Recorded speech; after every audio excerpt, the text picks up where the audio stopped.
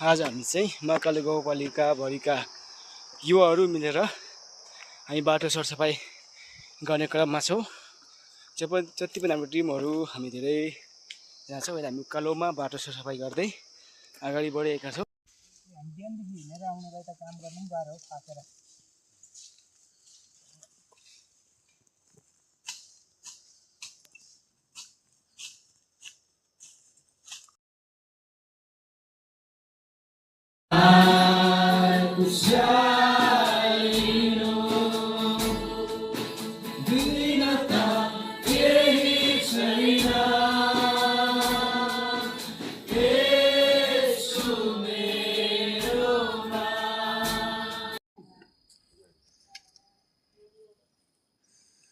Hello hello, हामी डाँडागाउँ चर्चदेखि अहिले यो सुन्दर दृश्य देखिरहेको छ।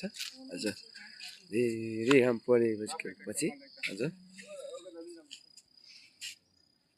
यो चाहिँ हाम्रो डाइनिङ टेबल किचनहरू। यो चाहिँ ठ्याक्कै हाम्रो आदान बगैँचा चर्च डाँडागाउँ हिजो उद्घाटन थियो है। यो एकदमै सुन्दर दृश्य देखिरहेको छ। यो हाम्रो आदान बगैँचा चर्च है।